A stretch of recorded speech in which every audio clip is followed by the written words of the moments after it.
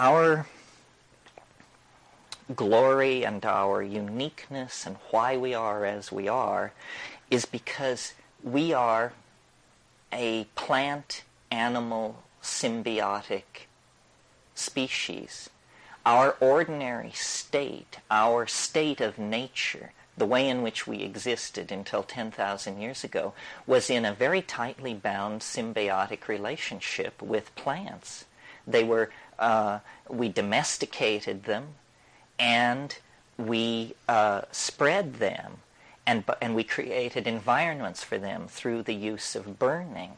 And in return for this mysterious connection opened up where real information couched in humanly cognizable terms, information about where the reindeer went, who you should marry, what the weather's going to do, stuff like that. Real information began to be traded back and forth.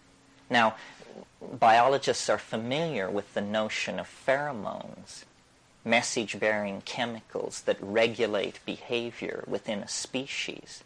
But we're just getting ready to go to the next level and recognize the possibility of what have been called exopheromones, pheromones that regulate behavior between species. And it's very clear that, in climaxed ecosystems of great age, such as the equatorial tropics of this planet, exopheromonal interactions become the major mediating force in all the evolutionary exchanges going on. The old notion of competition and survival of the fittest is now seen to be bankrupt. The way nature works is it's the species that can make itself most necessary to other species, the one that can cut energy deals with the most of its neighbors, that is the successful one. So you maximize cooperation, you maximize dependency, you maximize integration. This is the successful evolutionary strategy. I mean, of course you can be a jaguar and crash around in the forest and eat things immediately smaller than you, but jaguars will be a memory in the fossil record of this planet when the plants will still exist, given, that man were not part of the picture. So the dynamic of life dictates that these energy levels be held very close. Is that outside of the natural, or? Well, no, I think, nothing is outside of the natural, but all of this can be explained in terms of climatological flux on the African continent. Very briefly, the primates evolved in Africa. Out of the primates came the hominids, which were these glacial, upright, opposable thumb, binocular vision, and there were a number of these, and they existed for, over the past 6 million years. But Africa and the planet, because of repeated glaciation, is subject to cycles of drying.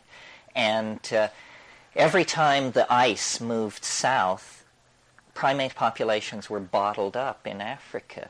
And we know there have been 4 glaciations immediately. The last one, the ice melted 20,000 years ago. And out of Africa, that last time, came pastoralists, people who had domesticated cattle and had a style of following cattle around rather than being just strictly hunter-gatherers. Well, I maintain what happened was these arboreal, tree canopy living apes came under pressure as the continent dried up to expand their diet because the forests were disappearing and being replaced by grassland. Well, most animal species eat only 1 or 2 kinds of food. This is a general rule in nature, and it's in order to hold down exposure to mutagenic influence. But when an animal population is in a situation of food scarcity, the logical thing to do is to begin to test food sources and to expand your repertoire of food. Well, that's what these primates coming out of the trees did. Number one, they began eating meat. which gave them a real interest that they had never had before in these ungulate mammals that were evolving in the grasslands. And they began to test all kinds of other foods in the environment. Well, when you do that, you are exposing your population to mutation. And mutation rates soar. And it was during this period that the human brain size doubled in like 1.5 million years. Someone said it was the most rapid evolutionary expansion of a major organ ever seen in the fossil record. Nothing like it ever happened. Why? What was making this happen? Well, it looks like probably huge numbers of mutations were taking place in this population because people were literally eating anything they could get their hands on. And in this environment of the grasslands, the mushrooms were growing on the dung of these ungulate animals. I mean, I think we had something, an unimaginably precious gift. We had consciousness and dynamic order. Consciousness as we experience it now within the confines of history is most analogous to cancer. I mean, it's just, replicating, spreading. But it once was a dynamic, ordered thing. People lived, they died, they made love, they had children, they herded their flocks, they had ecstatic flights into dimensions which we cannot even conceive of, and they felt no need, to break into the earth, to divert the rivers, to do all of this stuff.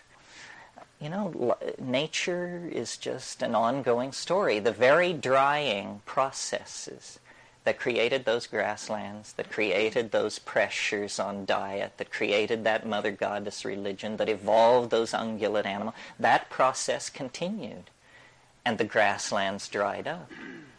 And the winds began to blow, and the water holes got further and further apart from each other, and the mushroom festivals went from every Saturday night to the first Saturday of every month, and then to 4 times a year, and then to once a year, and then to once every 5 years, and then to never. And in the absence of the psychedelic experience, this ego thing gets going. And you no longer see things on a planetary scale or a millennial scale, or it's just about, my women, my money, my land, my children, all of this stuff. And at that point, you get the appearance of historical civilizations. You have kingship, the age of Gilgamesh. I mean, my God, when you read the story of Gilgamesh, you just wonder what's going on.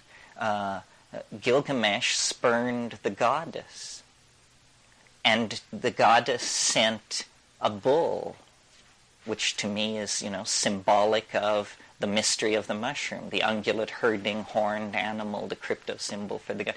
The goddess sends a bull, and he rejects the bull. He rejects the goddess. He rejects the bull. Then he takes Enkidu, the shaman figure, and forces him to go with him into the wilderness. And what do they do in the wilderness? This oldest of all myths, this story of the first men. What do? They cut down the tree of life. That's what they do. They cut down the tree of life. And then they, it goes forward.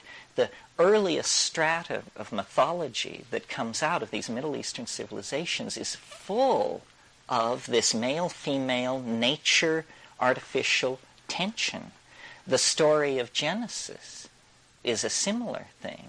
I mean, what's happening in Genesis is history's first drug bust.